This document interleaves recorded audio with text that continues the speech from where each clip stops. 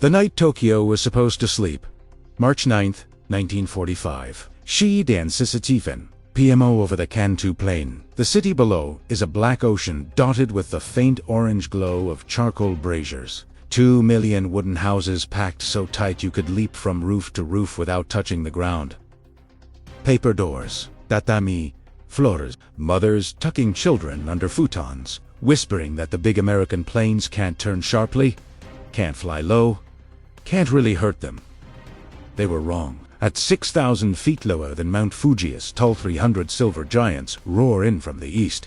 Engines throttled back to a sinister growl. No machine guns tonight.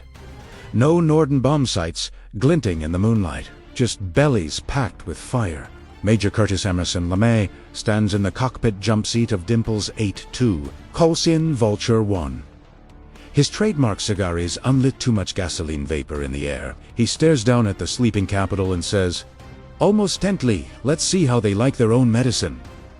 Pathfinders drop first. Red-orange markers blossom across the Shitamachi district like hellish flowers. Then the sky opens. You can almost taste the kerosene on the wind. One by one, the B-29s toggle their loads 37-ton clusters of M69 Incendiary bombs, each the size of a loaf of bread, filled with They tumble, split open at 2,000 feet, and scatter 6-pound fireballs in every direction. The first wave hits. Wood ignites like flash paper. Roofs explode upward in blue-white flames. In seconds, entire blocks fuse into a single roaring furnace. On the ground, a 12-year-old girl named Kyoko Tanaka clutches her baby brother and runs barefoot down an alley that is already hotter than an oven door. Behind her, the air itself catches fire. Up above, Tail Gunner Staff Sergeant Tony Cosgrave looks back and whispers into the intercom, the words no one will ever forget. Jesus Christ. We just turned the whole damn city into one big blast furnace. LeMay doesn't answer. He just clicks the stopwatch in his hand.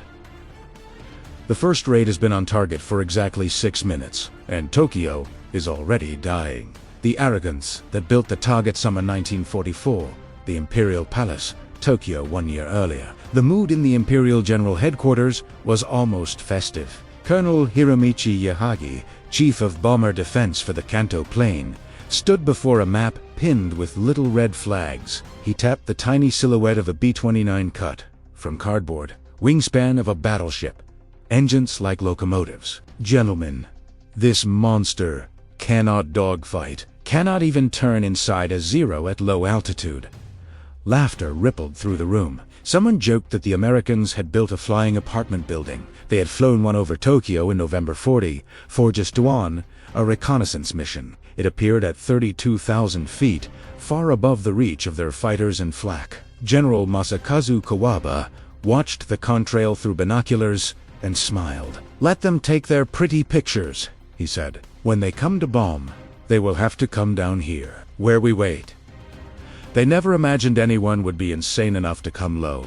Across the Pacific, in a smoke-filled Quonset hut on Guam, Curtis LeMay listened to the same intelligence reports and crushed another cigar under his boot. High-altitude precision bombing had failed for 8 months. The jet stream scattered bombs like confetti.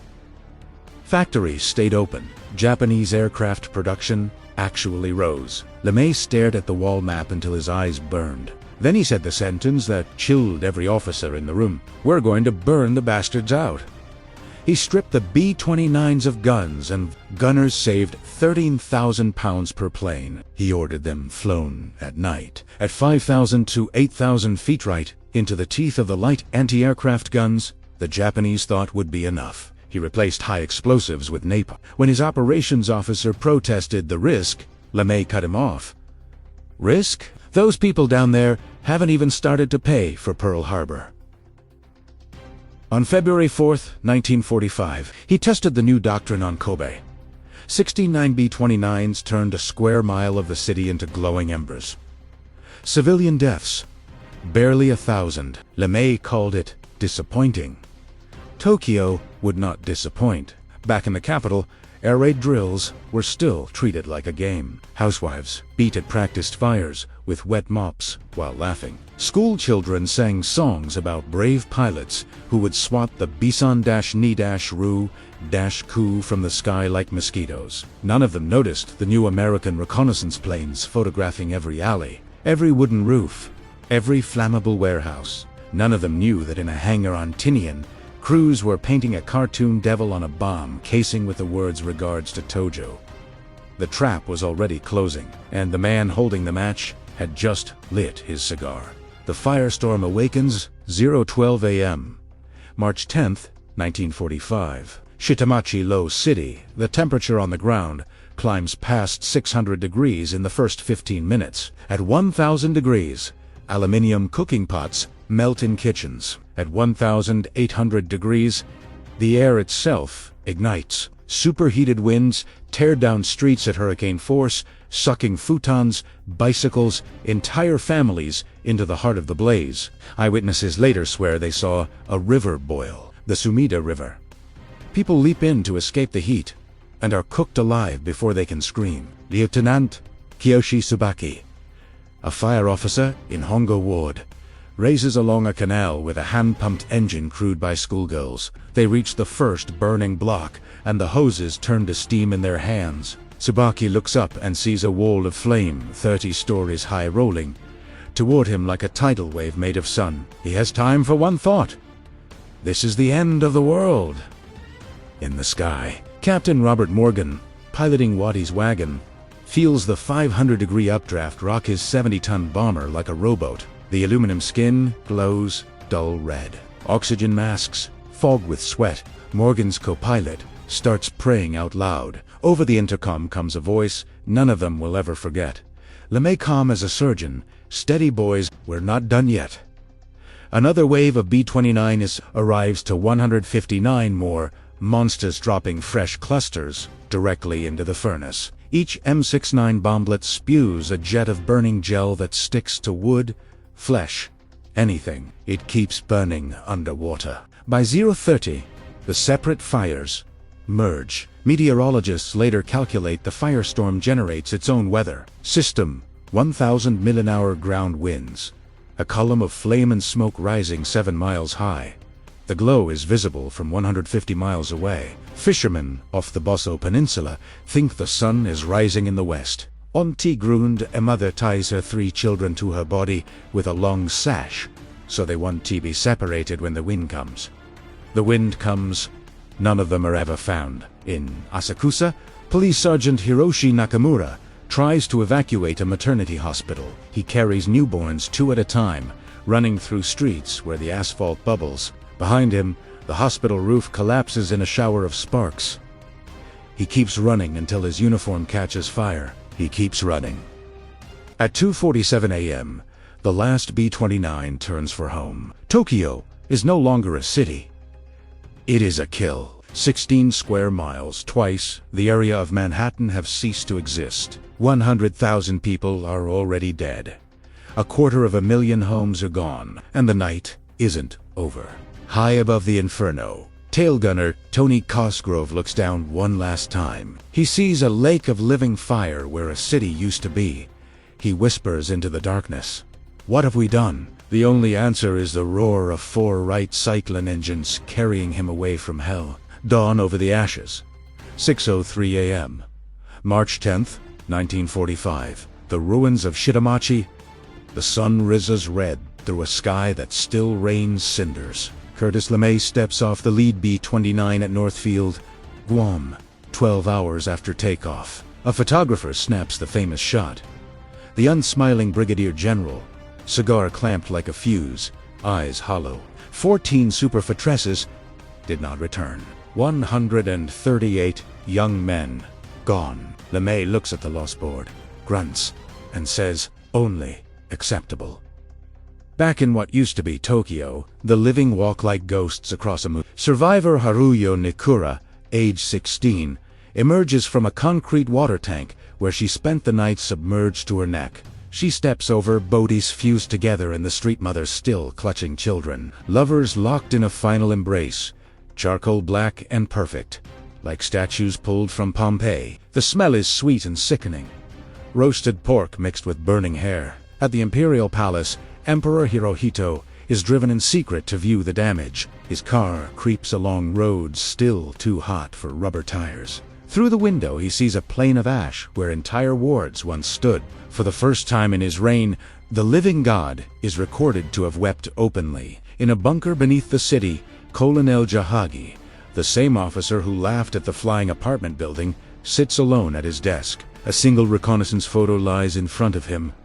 Tokyo, before and after, side by side. He stares at it for a long time. Then he takes his service pistol, places it against his temple, and pulls the trigger. By noon, the casualty lists begin. 100,000 dead, more than Hiroshima, more than Nagasaki, more than Dresden. Most died not from burns, but from carbon monoxide poisoning when the firestorm sucked every molecule of oxygen from the air. 1 million homeless wander the outskirts, carrying nothing but the clothes that didn't burn off their backs. In Washington, the news hits the War Department cables. An aide brings the first reports to President Roosevelt in the Oval Office. FDR reads the estimated death toll, closes his eyes, and says quietly, "My God, are we any better than the beasts?" On Guam, LeMay gathers his staff that evening. No celebration. He simply pins a new map to the wall. Nagoya, Osaka, Kobe, Yokohama, each city circled in red grease pencil. He lights another cigar and delivers the line that will follow him to his grave. 1 down, 66 to go. The room is silent except for the click of his lighter. Somewhere far above the Pacific, the next wave of silver giants is already warming engines. The age of city killing has only just begun. The reckoning that never came. August 1945 and beyond, 5 months later, on the deck of USS Missouri in Tokyo Bay, the Japanese delegation steps forward in top hats and morning coats. Behind them, the city is a skeleton of cracked concrete and twisted steel. Half its factories, 3/4 of its homes, gone. Over 60 Japanese cities have felt LeMay's fire. 178 square miles burned flat. 500,000 civilians dead. 9 million homeless. The empire's war machine is suffocating on its own ashes. Emperor Hirohito Surrendo broadcast crackles across a shattered nation. For the first time, ordinary Japanese hear their god speak with a human voice. He does not mention the bombs that ended the war. He does not need to. Everyone knows it was the nights of fire that broke them long before he. Curtis LeMay stands on the airfield at Harmon Field, Guam, watching the first occupation troops board transports. A young reporter asks the question everyone wants answered. "Sir, do you ever think about the people who died in those raids?" LeMay chew, the cigar eyes fixed on the horizon. "I think about the 35,000 Americans who would have died invading Kyushu," he says. "I think about the hundreds of thousands of Chinese. The Japanese were still butchering every month. The war dragged on." Then, quieter. "I don't lose any sleep." Years later, in the quiet of retirement, the mask slips just once. A former crewman visits the old general at his Colorado home. They sit on the porch as the sun sets. The crewman asks again, softer this time, "General, those cities, did we have to do it that way?" LeMay stares at the mountains for a long time. When he finally speaks, his voice is almost a whisper. "Son, every night for the rest of my life, I smell burning pine and human hair. I did what I did because someone had to be willing to do it. And I was willing." He never speaks of it again. In Tokyo, survivors still gather every March 10th under a simple stone monument in Yokomicho Park. They light incense for the 100,000 who vanished in one night. Old women in white kimonos bow to names carved in granite. Children who were not alive in 1945 place paper cranes at the base. Above them, the rebuilt city hums with neon and bullet trains. Life returned. Scars remain. And somewhere in the collective memory of two nations, a single question lingers, never fully answered. When the sky rained fire and turned the city to ash overnight, who were the beasts? End.